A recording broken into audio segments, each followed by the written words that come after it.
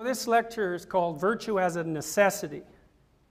And the reason I gave it that title is because virtue, ethics, morality isn't a field of study. It's a mode of being upon which all fields of study rest. It's also a mode of being on which everything you do in your life rests. The way you understand yourself or fail to, the way you understand other people or fail to, and more deeply than that, what role it is that you play in your life in the world. And one of the things I've learned, for example, being a clinical psychologist, I've spent thousands of hours helping people sort out difficult problems, is that lack of virtue makes people ill. I'm not saying that my clients themselves lack virtue. I suppose some of them do and some of them don't, but to the degree that they're embedded in a network of relationships where virtue is fundamentally absent, they're tortured and tormented and they're unable to find firm ground. And that's not a biological problem, even though biologically fragile people might be hurt more by a lack of virtue. A lot of what you do in a real relationship with people, and at least to some degree a clinical relationship is supposed to be real, is provide a forum where people tell the truth. And that's hard because people don't like to tell the truth particularly. The truth is difficult. It's difficult for a variety of reasons. So when I first thought about this lecture, I had a slightly different title. The title was Virtue as an Existential Necessity. And that's a bit philosophical, so I modified it. But there was a reason for that, because the concept of virtue means to be virtuous, and existentialism is the study of being, right? And I think that you can't really understand what makes up virtue until you modulate or modify your notion of what constitutes being. This is a hard thing to do. Modern people are fundamentally materialistic. And there's some utility in that. We're masters of material transformation. And the fact that we're materialist in our scientific philosophies has made us extremely powerful, maybe too powerful for our morality, extremely powerful from a technological perspective, but it's blinded us to certain things. And I think one of the things that it's really blinded us to is the nature of our own being. Because we make the assumption that the fundamental constituent elements of reality are material, we fail to notice that the fundamental constituent elements of our own reality are not material. They're emotional, they're motivational, they're dreams, they're visions, they're relationships with other people. They're conscious, they're dependent on consciousness and self-consciousness. And we have absolutely no materialist explanation whatsoever, either for consciousness or self-consciousness. And we don't deal well from a materialistic perspective with the qualities of being. And everyone knows those qualities exist. I mean, for most people, there's nothing more real than their own pain. Right? Pain transcends rational argument in that you can't argue yourself out of it. It's just there. And materialist or not, there's very few people that are willing to allow the claim that their pain is merely an epiphenomenon of some more fundamental material process. Pain is fundamental. Consciousness is fundamental. And I think that unless you understand that, you can't think properly about virtue. So I might start the discussion of virtue with the discussion of being. Well, what does human being look like? Well, the Buddhists say life is suffering.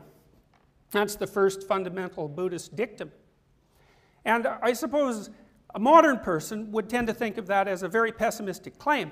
But I've found when I've shared that information with my students, once they understand what it means, it's actually a relief, because people run around madly suffering away, and all of them inside their little shell think, well, there must be something wrong with me, because here I am suffering, and you know, I mean, that isn't how things are supposed to be. Well, then you might say, who says that's not the way things are supposed to be?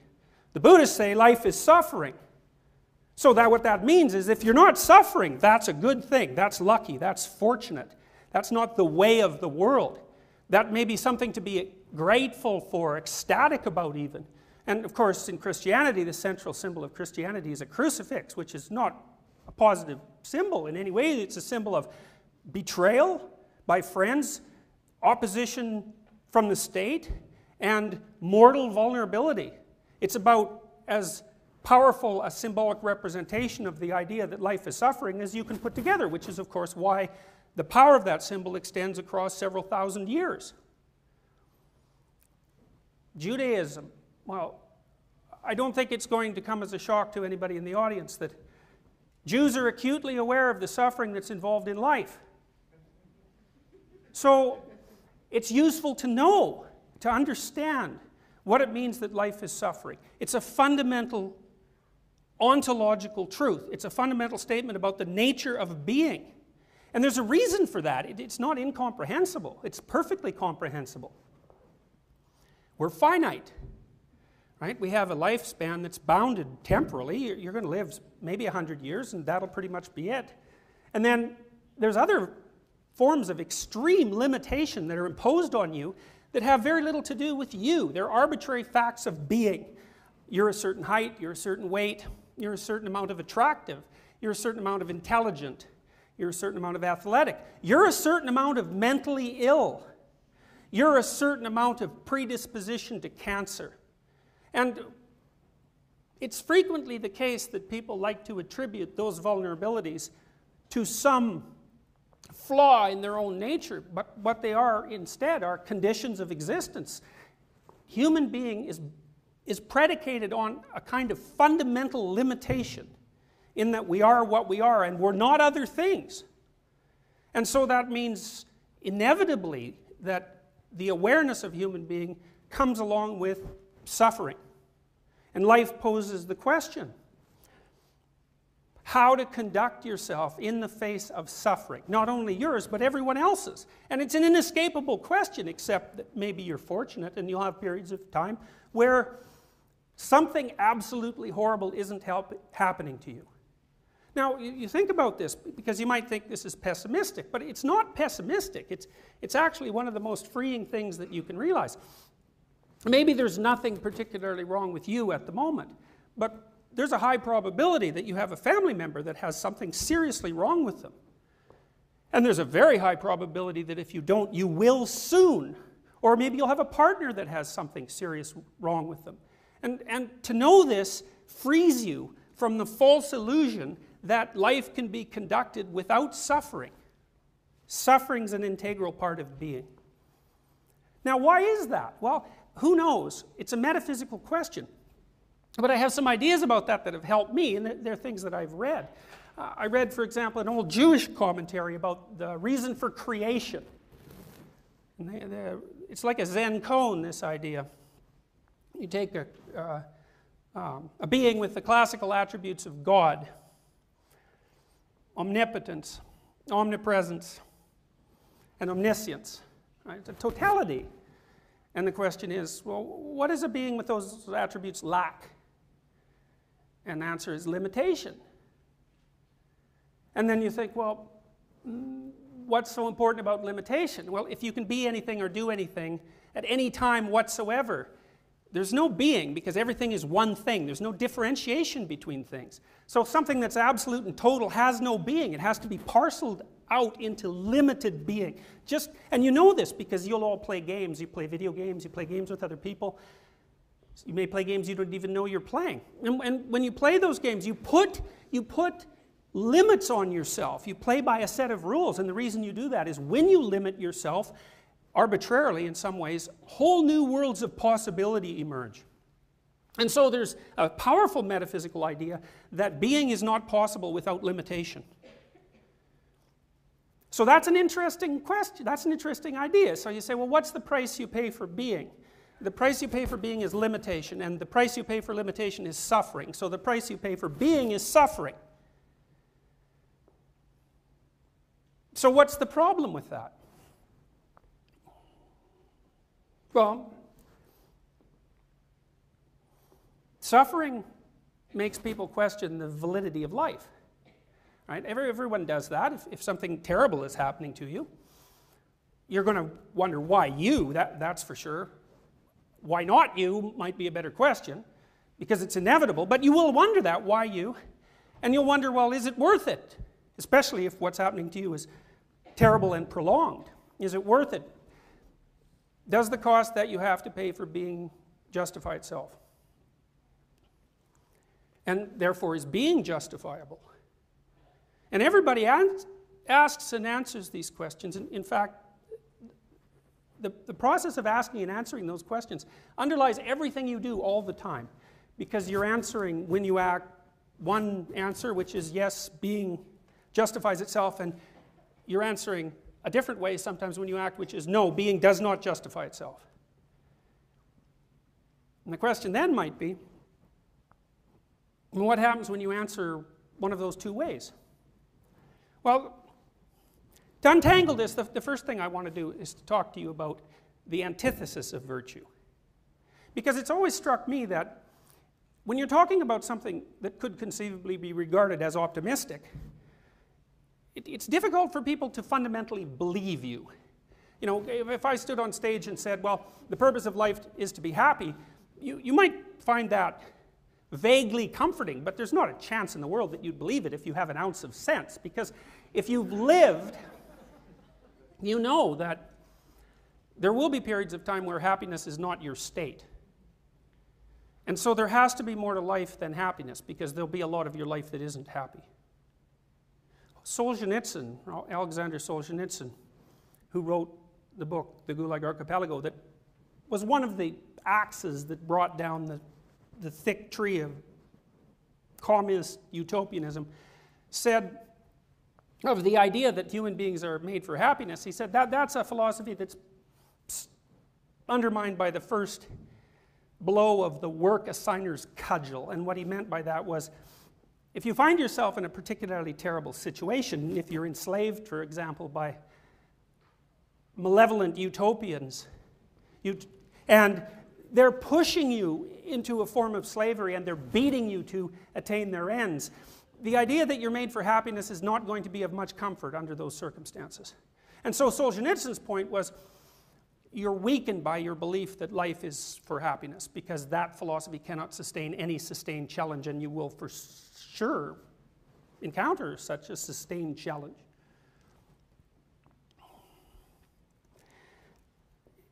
I don't think that modern people can believe in virtue, but not easily, because virtue sounds religious in a sense, and we have real trouble, whether we're religious or not, with religious preconceptions, because our scientific forms of knowledge and our fundamental materialism has really radically undermined our ability to believe in any transcendent being. But one thing that modern people can believe in, I think, without much difficulty at all, is evil. Solzhenitsyn said, for example, that the most important event of the 20th century, as far as he was concerned, was the Nuremberg judgment. And you may know, you should know, that after World War II, a group of National Socialists from Germany, who were deemed particularly responsible for the absolute horrors of the final solution and the mass factory genocide that accompanied it, were put on trial. And a standard defense for their actions was, well, I was ordered to do it. And the Nuremberg decision denied human beings, regardless of their ethnicity or national background or beliefs, the legal right to use that as a defense under certain limited circumstances. And the argument was, there are some things that are so self-evidently not good, not virtuous, that if you engage in them, you're existentially guilty. You're guilty outside the bounds of your culture. There's a transnational and transethnic morality. We don't know what it is, but we know what it isn't. It isn't pointless torture and genocide. At minimum, to be virtuous is to live your life in such a way that the probability that you would engage in such actions, given the opportunity, is minimized. Now, people think, well, they're already doing that, because if they were in Nazi Germany, they would have been a rescuer, not a perpetrator. But that's wrong. You could take this audience and put them back in 1939 or thereabouts, and 90% of you would, 95% of you, 99% of you would either be in the perpetrator class or the going along with the perpetrator class. And you may sit and believe that you'd be in the 1%. Maybe you would, because how do I know? But that isn't how the historical facts sort themselves out. And it turns out that it's not that difficult generally to put people in a situation, normal people, where they'll do something that really doesn't look very good. Those of you who are familiar with psychology know about the Milgram experiments, for example, know about the Zimbardo prison experiments. You take perfectly normal college students and put them into a situation that they know is a dramatic farce, they know isn't real, give some of them the power of prison guards and make some others arbitrarily into prisoners, and in 3 days you have to shut the whole experiment down because the prison guards have turned into Nazis and they're enjoying torturing the prisoners, even though they know, whatever know means, that they're innocent. Well, that says something about the manner in which people conduct their existence. They're very susceptible to malevolent action. If you look at Genesis, a very old book and very influential book, there's a strange sequence of events that befalls Adam and Eve, right? It's in 2 sentences. A snake gives them an apple, and that wakes them up. Well, there's a good book by a Southern California primatologist that was just published last year that suggests that the reason that humans have such great vision, way better than most animals except for raptors, birds, is because our visual systems were designed to detect predatory snakes. And the way she discovered that was by comparing the populations of predatory snakes around the world to the visual acuity of the primate groups that lived in those areas. And what she found was essentially a one-to-one correspondence. Our visual system, which is the ability to see and to be enlightened, let's say, because enlightenment, for example, is associated with vision, the snake gave that to us because we had to pay attention to predatory things that were after us for tens of millions of years. And fruit, that's interesting. We have color vision because we were fruit eaters. Our color vision is precisely evolved to detect ripe fruit. So that part of the story is right. There's a story that involves women too, but I'm not going to tell that one today. You have to be awake to outsmart women. That's the story. And so that's why they're tangled in there with the serpents and the fruit. And what happens when Adam and Eve wake up? Well, it's a series of strange things. The first thing that happens is the scales fall from their eyes so they can see. All of a sudden they're awake in a way they weren't before. And the next thing that happens is they realize they're naked. Now, one of the things that people have nightmares about is being naked on a stage, which is often why when you see people on a stage, they don't tell you anything they think. Because they don't only not want to be physically naked, they don't want to be metaphysically naked either. And they protect themselves from the inquiring eyes of the audience. No one likes to be naked on stage. Why? Well, to be naked is to have your defenses stripped from you. When the Soviets wanted to really torture the hell out of you at 2 o'clock in the morning, they'd stave in your door, and then they'd strip you and shave you when they got you to prison, because once you were exposed in all your suffering catastrophe, then you were much easier to torture. To be naked, to realize you're naked, is to realize that you're vulnerable. You're vulnerable. That's why Adam and Eve immediately cover themselves up, right? They realize they're naked, they cover themselves up. It's a story about culture. Once people woke up and realized their limitations, their mortal limitations, which is also their knowledge of death, the first thing they do is cover themselves up.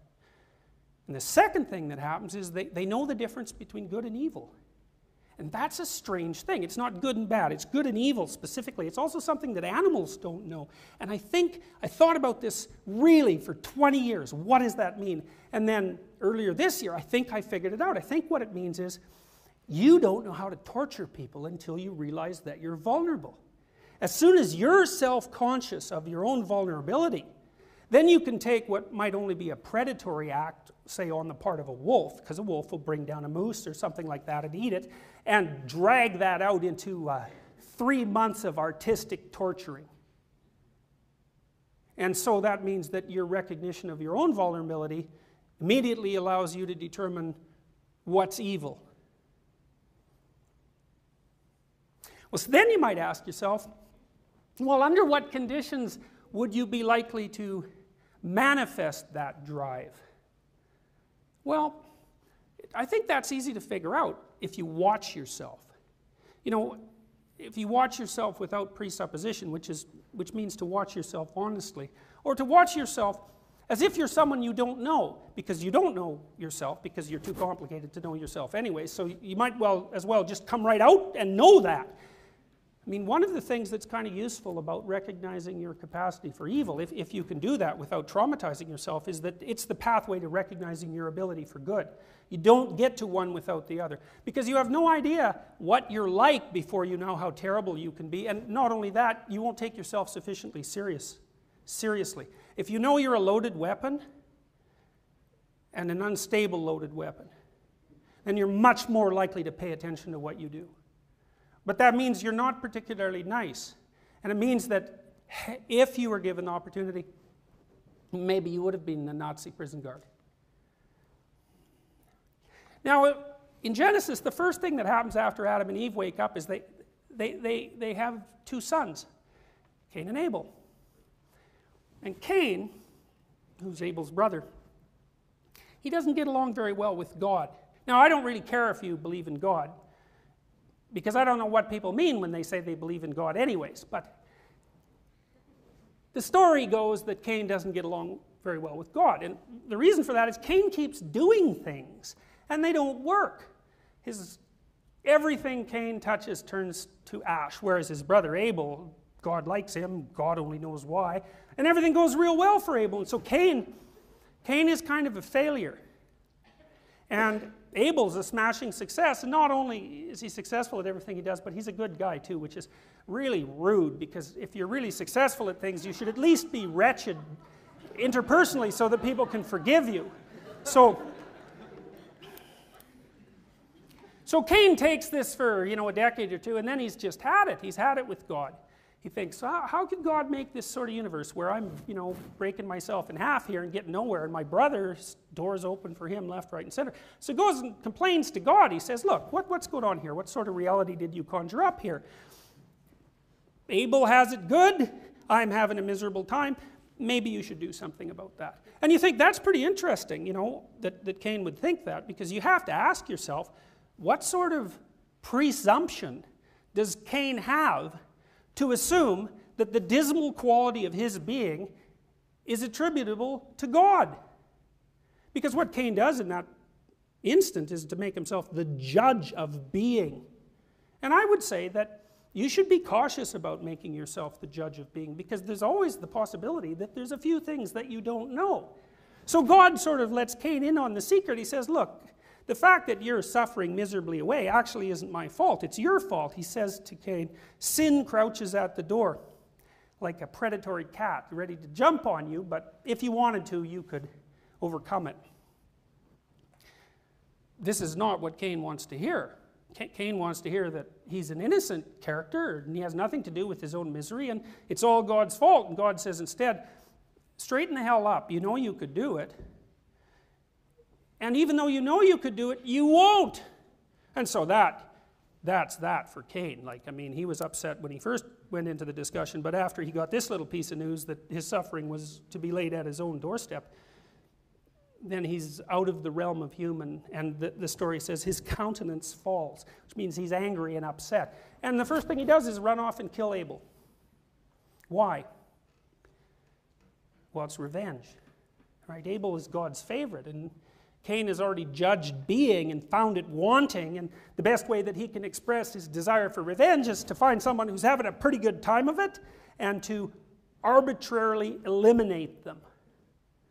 And it might be of some interest to note that one of Cain's grandchildren is the first person who makes weapons of war.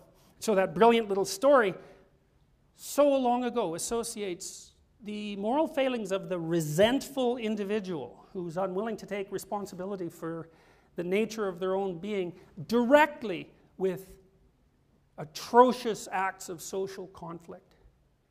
And that's another thing to know, because if you're going to be virtuous, you have to take yourself seriously. And if you start to understand that you're networked with other people, you're not one little dot among 7 billion, you're networked with other people, so you know 1,000 people and they know 1,000 people, and so you're 2 people away from 1,000,000 people and 3 people away from 1,000,000,000 people. You're in a causal network and all of your actions matter. And Solzhenitsyn said there's as many centers of the universe as there are individual consciousnesses. And that's a very interesting way to think, and why can't it be that way? We don't know anything about consciousness, and it certainly seems to be how it feels if you're one of those conscious centers, and so maybe it is that what you do matters. I think that often people come to the conclusion that life is meaningless because that's a better conclusion to come to than the reverse. Because if life is meaningless, well, then who cares what you do? But if life is meaningful, if what you do matters, then everything you do matters. And that puts a terrible responsibility on the individual. And I think that people are generally unwilling to bear that.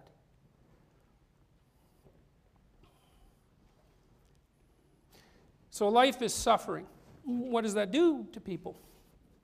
It makes them resentful.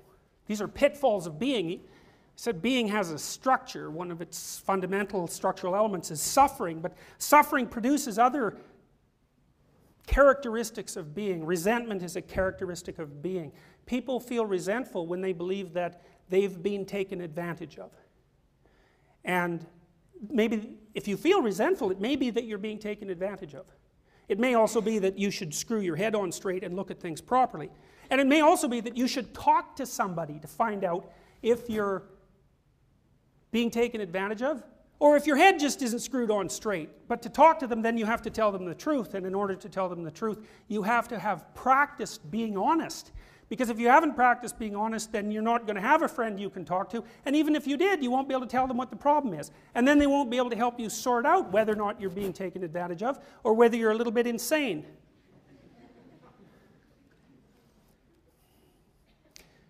If you're resentful, then maybe you have to tell the person who's taking advantage of you that they should stop doing that. And maybe you have to tell them in a way that will make them stop, which is no easy thing. Or maybe you're resentful because you're a nasty little bit of the world, and you have a chip on your shoulder, and no matter what people do with you, you're resentful, in which case you have some internal restructuring to do. And you might ask, well, why should you do the restructuring? And the answer to that is that, well, resentment, along with hopelessness and nihilism and all sorts of other moral pitfalls, puts you on the road to cruelty and atrocity. Misery loves company. And if you feel that things are fundamentally unjust and that the slings and arrows of being are aimed specifically at you, why should you treat anyone else with compassion or justice? Because things are fundamentally unfair. And even more deeply, why shouldn't you conclude that things should be eradicated because fundamentally they're unfair? Now, I think that's what Hitler concluded. I also think that's what Stalin concluded. The evidence suggests that Stalin was gearing up for the Third World War. I mean, he had hydrogen bombs. He'd already killed 30 million people. I mean, he had his practice trials. And there's an old psychoanalytic idea, and the idea is if you can't understand the motivations for the behavior, look at the outcome and infer the motivations. And so Hitler killed 100 million people if you include the whole Second World War, and God only knows how many Stalin killed, and Mao killed more than Stalin. Why? Well, their cover story was utopia, and I guess people believed that. Well, why? It didn't look very utopian when all those millions of people were dying.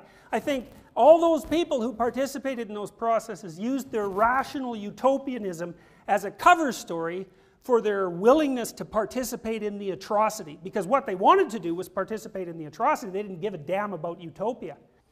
Then you ask yourself, well, how much do you try to force the world to behave according to your terms?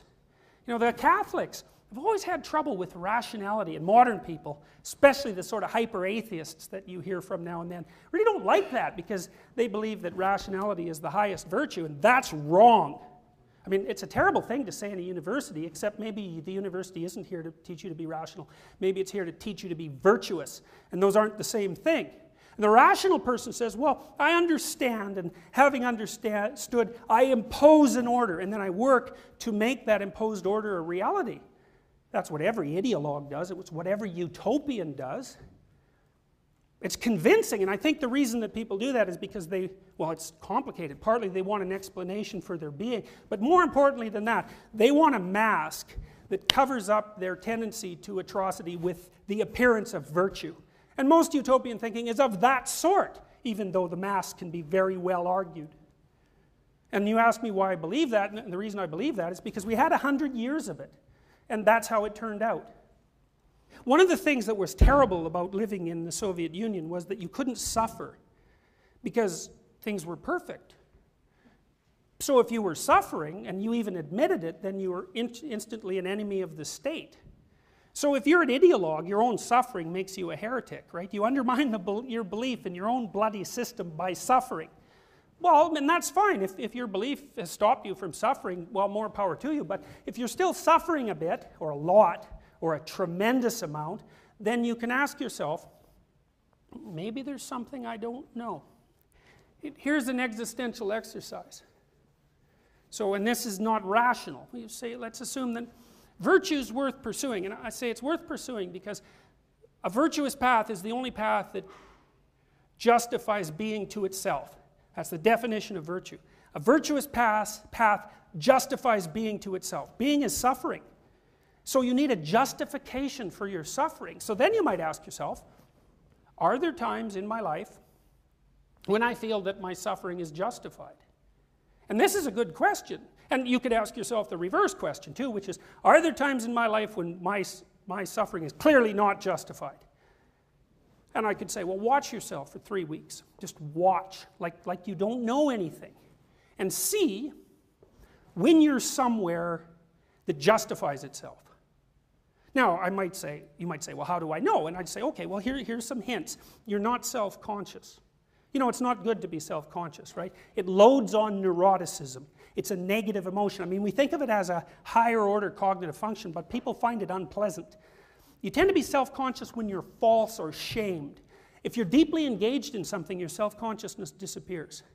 So engagement in something meaningful seems to make self-consciousness vanish. It also makes time vanish, right? Because if you're doing something that is intrinsically meaningful, then the sense of passing time disappears. And so that temporal limitation that plagues you vanishes. And I could say, maybe you're having a miserable time of it and you only spend 2% of your waking hours in that condition. And maybe you don't even know when that is, but you could watch, you could see, and you could say, hey, look, wow, I spent 10 minutes there, I hardly even noticed, and I felt that the nature of my being justified itself. Well, maybe you wouldn't say that to yourself, but you could. You could say, that was worth it. And then I could say, well, practice that. Above all else. Forget about everything else. And then there's an alternative exercise. Pay attention and figure out when absolutely your being does not justify itself. That's even easier, you know, because that'll happen whenever you do something that you immediately regret or are ashamed of, or that, even more precisely, makes you feel disintegrated and devalued. Nietzsche said people betray themselves for the sake of their good name all the time. You can feel this. It seems to center in your solar plexus. When you say something or do something that is not virtuous, then you'll disintegrate and then you're weak, and you can feel that, and then you'll cover it up with a bunch of rattling arguments trying to convince yourself and other people that what you were doing was actually okay. But you know, and it's your rational arrogance and authoritarianism that forces you not to drop your stupid presuppositions and just pay attention to what your being is revealing to you. We don't think that way. We don't think being reveals things. It reveals things all the time, we just don't pay any attention. Why? Well, I think we don't want the responsibility. I really believe, I've thought about this for a long time, I really believe that that's the case. Here's a quote from the Tao Te Ching. I have a great translation of this book. It was written by Lao Tzu years and years ago. It's one of the world's classics of literature. The person who wrote this wasn't a philosopher. The person who wrote this was a master of being. That's a different thing, because a philosopher thinks, but a master of being doesn't think. Because thinking is a tool, and being is something that supersedes any tool. He said, "It is by sheathing intellect's bright light that the sage remains at one with his own self, ceasing to be aware of it, by placing it behind, Detached, he is unified with his external world. By being selfless, he is fulfilled. Thus his selfhood is assured. I show my students in my Maps of Meaning class Pinocchio. Pinocchio is a very complicated story. The Disney version and the previous version. It's got a deep mythological base. And one of the things that happens in Pinocchio, a lot of strange things happen that people just swallow, right? There's a puppet, it turns into a human being. There's talking cats, there's blue fairies, there's stars, there's whales that eat people, and everyone swallows that with no problem, right? You go to see Pinocchio, you don't even notice that a puppet has just gone into a whale and, you know, what the hell's going on. And the reason you don't notice that is because it means something, and you don't know what it means, but you know that it means something, and you're willing to ride on it, weirdly enough, because it compromises your rational principles completely. It does. These are religious experiences that people have in movie theaters. They suspend disbelief. They go along with it. It's not rational, but they believe it. And if someone says, you know, they elbow you and say, that's not real, you say to them, maybe you could shut up so I could watch the movie. All right, you don't want their rationality because it's the wrong time for it, it's the wrong place for it. Geppetto wishes that his pet puppet could become real. It's a very unlikely wish, which is something he says, very unlikely. It's unlikely to happen. I think actually Jiminy Cricket says that. To have that happen, Geppetto has to wish on a star, which is a strange idea. The star is something that partakes of the divine, you could say that. If you look at the night sky, where you can really see it, you know that, right? You look at the night sky and infinity opens itself up before you, and there's nothing to say except there's nothing to say. And to wish on a star is to put your eyes above the horizon and to pick a transcendent point and to wish for something, to want for something that's beyond the concrete and immediate. And to become virtuous and to not be a puppet is to aim at something transcendent. I could say, well, at least it's the absence of evil. That's something. Well, maybe it's even more than that. Maybe it's virtue in and of itself. There's a line in the Sermon on the Mount. It's a very strange sermon, and the line is, take therefore no thought for the morrow shall take thought for the things of itself. Sufficient unto the day is the evil thereof. It's a very strange piece of advice. It sounds completely impractical, right? I mean, limit the focus of your consciousness to the day and leave the worries alone. Well, it means something meditative, I think. When I do therapy with people, I try to do this. I don't think, because I don't know if I do sometimes, but I shouldn't. I don't necessarily know what their problem is or what they should do about it. But I can listen. And if I listen, and maybe I learned this in part from Carl Rogers' writings, if I listen, then thoughts will occur to me. I'm not thinking them. It's different. I'm letting the thoughts come up. And I tell my clients, try to tell me the truth, and I'll try to listen without being too much of a son of a bitch, and maybe, you know, maybe we can work something out. And then they'll say something to me, and maybe I'll think, well, that thing you said now and the thing you said half an hour ago don't seem to be coherent, so maybe you could straighten that out. Or, you know, it seems more like I'm tracking what they're saying, and when I'm listening to them, I'm in the same place they are. We know the neural mechanisms for that. You are in the same place with someone when you really listen to them. And then thoughts come up, and I tell them what they are, and it's impersonal. It's impersonal. Because I'm not trying to get them to do anything particularly. I'm just aiming maybe at helping them figure out what's going on and having a little bit less suffering. And it's not the imposition of an ideological structure. And the idea behind this particular piece of advice is, you can try this too.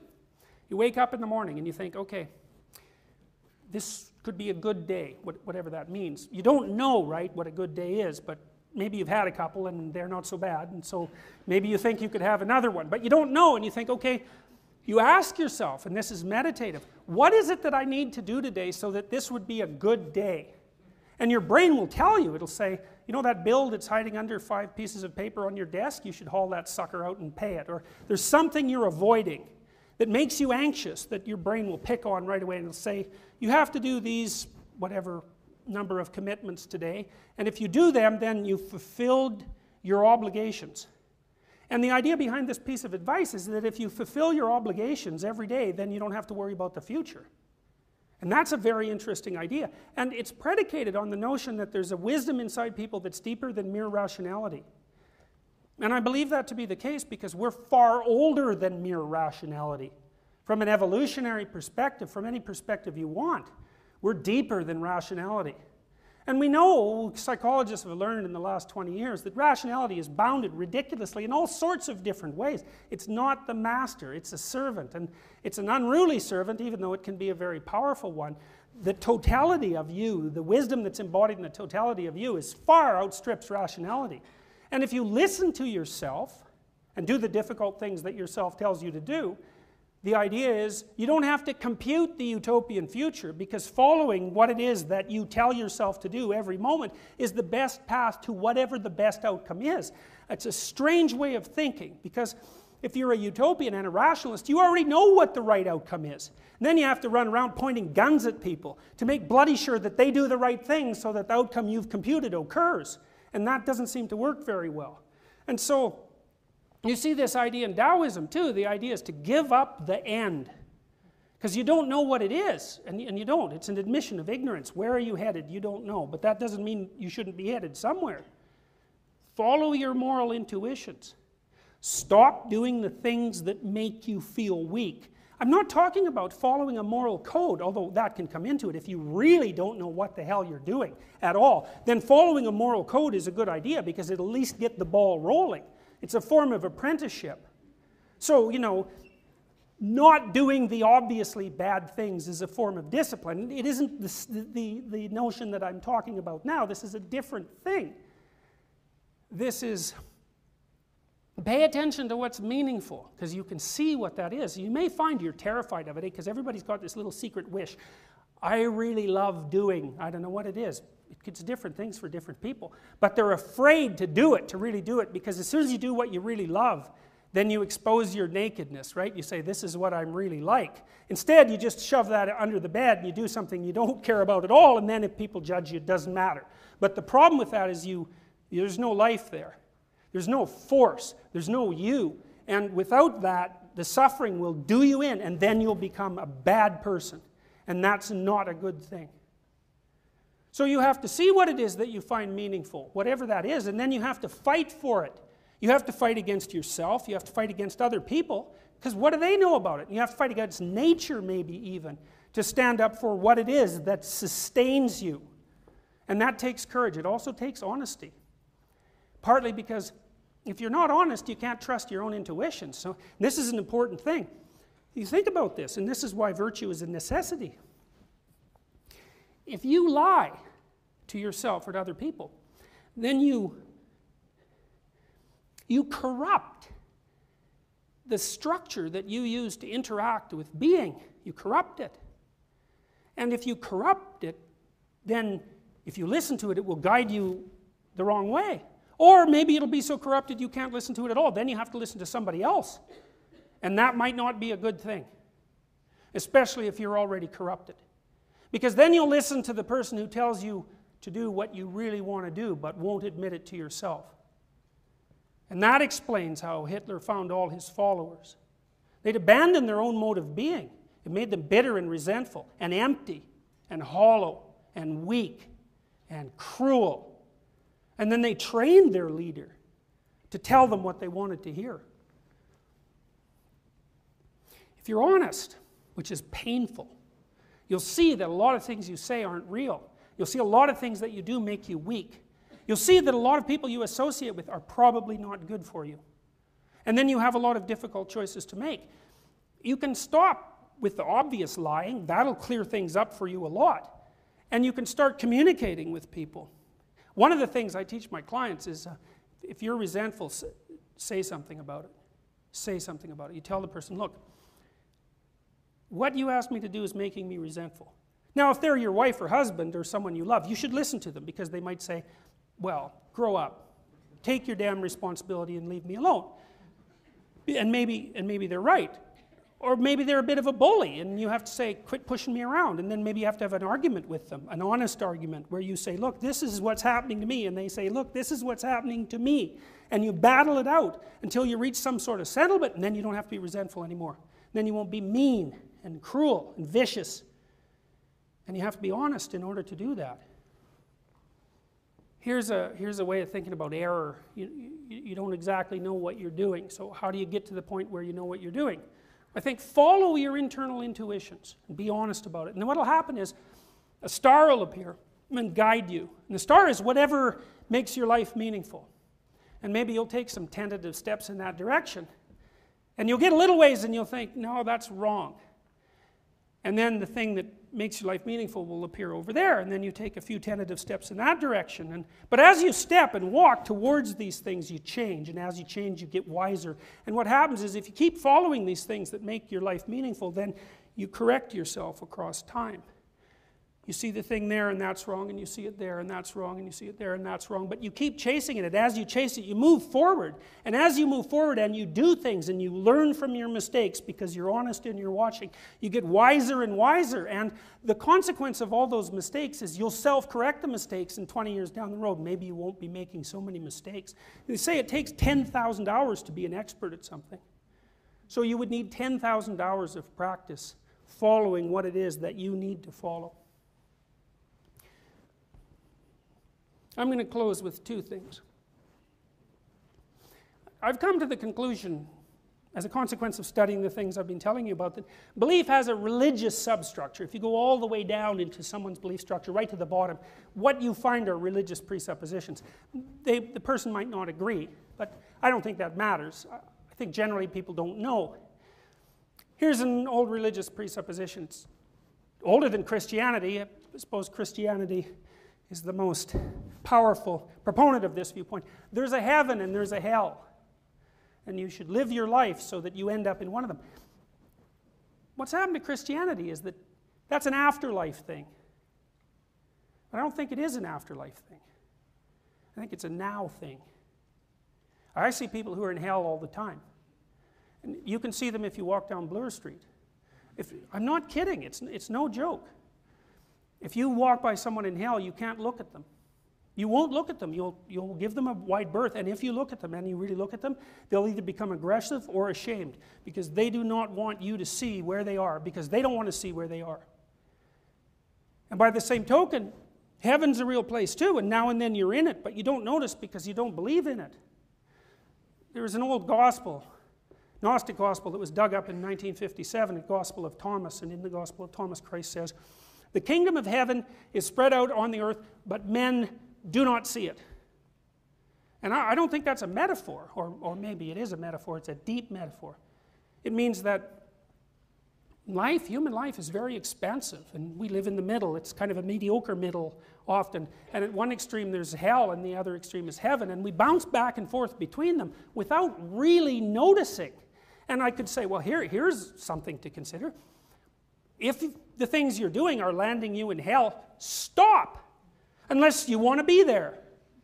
And you know, if you think, all you have to do is think about your life over the last year. You can be certain that you can call to mind times when you would have rather that did not happen. And so the lesson from that is clear. Don't set up those conditions anymore. And by the same token, if you watch yourself, you can tell when you're where you want to be. And I could say, well, if you're where you want to be, and that's really the right place, then all you should ever do is practice to be there. The kingdom of heaven is spread out on the earth, but men do not see it. So this is what I would say about virtue.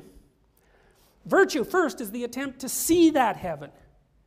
And it's a questioning thing. And I'm not saying it's the same for everyone. I don't believe that at all, because people are individuals. Just to see it. And the second thing is to attempt to live in it. And I truly believe that there is nothing that you can do that's better for being.